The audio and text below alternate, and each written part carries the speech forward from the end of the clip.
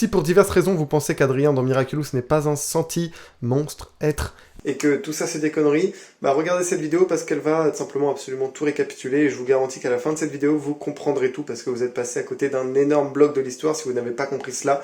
Il y a juste certains qui n'ont pas fait gaffe à la double lecture et d'autres qui sont juste dans le déni, mais vous inquiétez pas, je vais aussi vous rassurer dans cette vidéo et même si vous connaissez quelqu'un dans ce cas-là, envoyez-lui cette vidéo. Enfin, senti-monstre, on pourrait même dire senti-être, hein, parce que bon, senti-monstre c'est plus connoté mal alors que Adrien n'a absolument rien de maléfique, c'est juste un être humain comme les autres, mais seulement il est né d'une manière différente. Donc je pense que ouais, senti-être, ce serait un petit peu plus approprié. C'est vrai que Thomas Struck, le créateur de la série, avait une fois sur Twitter, enfin X maintenant, suggéré ce terme.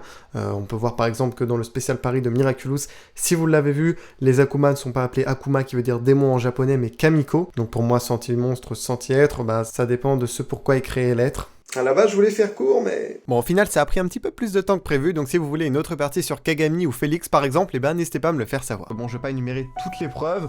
Pour Adrien, il suffit de regarder le nombre de fois où il s'est fait manipuler par son père grâce à ses anneaux où se trouve la moque. Père? Tu t'es opposé à moi aujourd'hui. Mais je ne me suis pas opposé à vous, père. Je me suis opposé à un projet dont mes amis m'ont montré qu'il était mauvais pour Paris et pour la planète. Adrien, monte dans ta chambre. Très bien, père.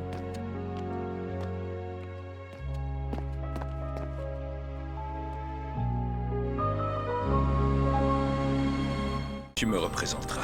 Mais enfin, père, c'est le lancement de votre 100e collection. C'est à vous qu'ils veulent parler, pas à moi. Adrien, je suis ton père et je te confie la responsabilité du succès de cette conférence de presse. Sous aucun prétexte, tu ne quitteras la salle avant que ce ne soit fini. Je te demande de faire honneur à mon travail et à la mémoire de ta mère. Me fais-je bien comprendre? Oui, j'ai compris, père. Tout ce que je te demande en échange, c'est le Miraculous de Ladybug et le tien. Vous ne pouvez pas me demander ça. Non, non. Me fais-je bien comprendre, fils? Tout à fait, père. Tous nos plans s'effondrent. Vous étiez censé contrôler votre fils, Et Gabriel. vous, votre fille? Ma fille est si parfaite qu'elle n'a pas besoin que je la contrôle. Est-ce que vous avez la double lecture sur cette scène? En effet, bah la mère de Kagami dit ça parce que Kagami a la bague avec son amok, donc sa mère n'a pas besoin de la contrôler. Tout porte à croire que si. Ce n'est pas ma fille qui fait des choix amoureux douteux. Mais il semble que ce soit elle qui les encourage. Tâchez de contrôler votre enfant. Maman m'a parlé de votre rencontre. Vous aussi, vous veniez de deux mondes différents, mais ça ne vous a pas empêché de vous aimer. Pourquoi ça ne serait pas pareil pour Marinette et moi? Adrien, je te rappelle que je suis ton père. Je sais mieux que personne ce qui est bon pour toi. C'est pourquoi je t'interdis d'avoir toute relation avec Marinette du Panchang. Autrefois, Émilie et Gabriel se partageaient le contrôle d'Adrien, en effet, parce que leur alliance peut se diviser en deux. Mais maintenant, c'est Nathalie qui a l'autre alliance, et regardez, elle marche aussi. Père m'a interdit d'avoir toute relation avec Marinette. Mais comment je vais faire au collège? On est dans la même classe. Adrien, écoute-moi bien. Concernant tes affaires de cœur, c'est toi qui choisis librement ce que tu veux faire. Ah, Ne laisse personne te dicter ta conduite, ni maintenant, ni jamais. vous avez raison, Nathalie. Je ne sais pas ce qui m'a pris. Encore une fois, le je ne sais pas ce qui m'a pris la double lecture. Adrien ne comprend pas pourquoi il n'arrive pas à désobéir à son père. Nathalie, vous avez donné un contre-ordre à Adrien. Le pouvoir que vous avez sur votre fils ne vous autorise pas à aller si loin. Vous avez sans doute raison, Nathalie. J'ai vraiment besoin de parler là, je pense que la scène est assez explicite par elle-même. Adrien. Non. Quelque chose ne va pas? Je ne sais pas, je me sens bizarre. Tu devrais peut-être rentrer. Ah, d'accord. Excuse-moi.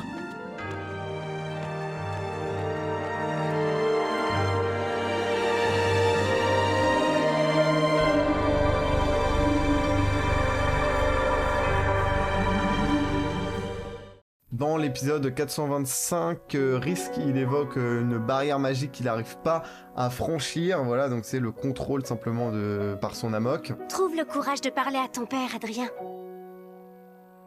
J'ai essayé, mais j'y arrive pas. Je sais pas pourquoi, c'est pourtant mon père et je l'aime et je sais qu'il m'aime. C'est tellement, tellement frustrant. Ça t'est déjà arrivé d'avoir quelque chose à dire à quelqu'un et de ne pas réussir, comme si une sorte de force invisible t'empêchait d'agir? Tu peux nous laisser maintenant, s'il te plaît. Marinette et moi serons plus à l'aise pour discuter seul à seul. Mais je préférerais rester avec Marinette. Adrien, je suis ton père et je te demande de monter dans ta chambre.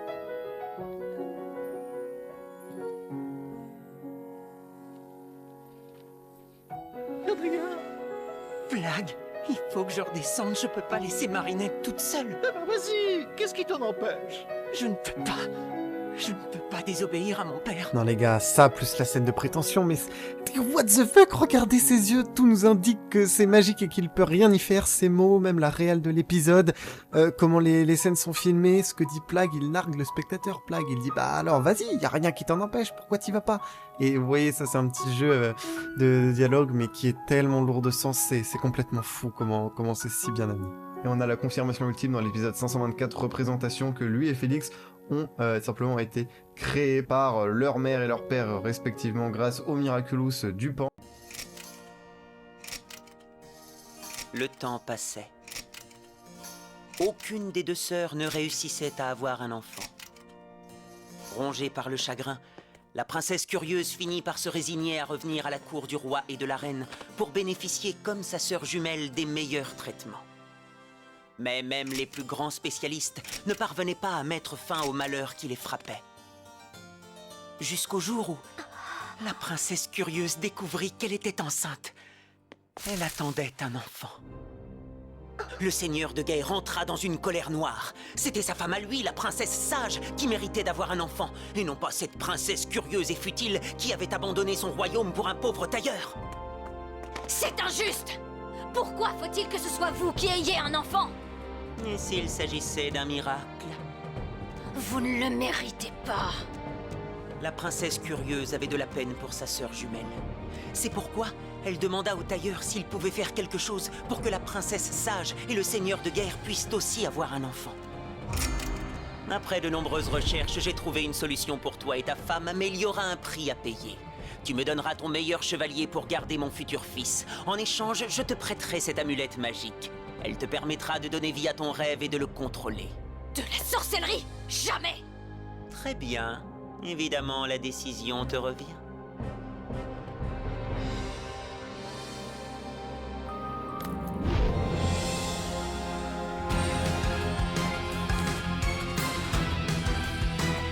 Et c'est ainsi que sa jalousie prit vie. La princesse sage tomba enfin enceinte. Quelques mois plus tard, les princesses jumelles mirent au monde deux petits garçons, aussi semblables que leur mère l'était. Et voilà donc toute l'histoire, petit résumé si jamais vous n'avez toujours pas compris. Gabriel et Émilie étaient très heureux, mais pour l'être à leur paroxysme, ils voulaient tout simplement un enfant, mais Émilie et Amélie ne pouvaient toutes deux pas tomber enceintes. Donc Amélie c'est la sœur jumelle d'Émilie, j'imagine problème de famille, du coup problème de génétique vu que les deux sœurs ne pouvaient pas malheureusement.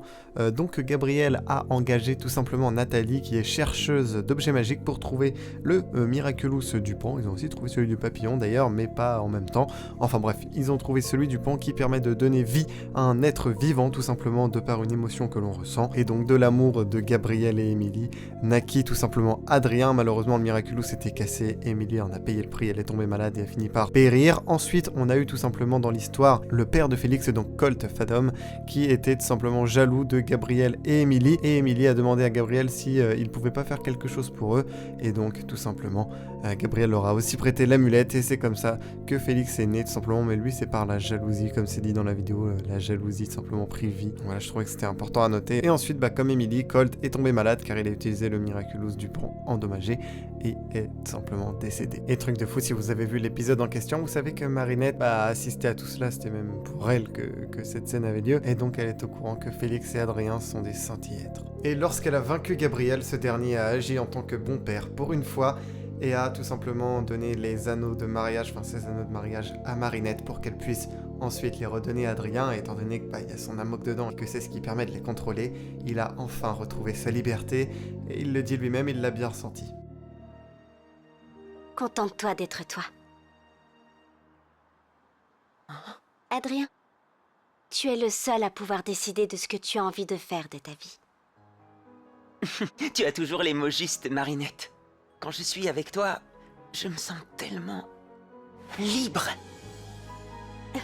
À noter que oui, ils ont été créés tout simplement par la magie, via un miraculous, via un miracle, comme Gabriel l'a dit, et s'il s'agissait d'un miracle, mais ce sont des êtres humains comme tout le monde, ils peuvent grandir, avoir des enfants, ils ont été conçus comme des êtres humains totalement normaux, donc il n'y a pas de souci à ce niveau-là, ce sont bien des êtres à part entière. Je vois beaucoup qui ne croient pas tout simplement à Adrien, Félix, Kegami, Santi, parce que tout simplement ils ont l'impression que c'est pas des vrais êtres vivants et tout, mais ne vous inquiétez pas, Marinette est bien en couple avec un vrai être vivant, voilà, pas de panique à ce niveau-là, c'est juste que la façon dont ils sont nés, c'est pas une façon naturelle, mais une façon magique. Est-ce qu'on peut définir un être humain à la façon dont il est né? Bah, je pense pas, et ce sont les mots de Thomas Strick sur Twitter.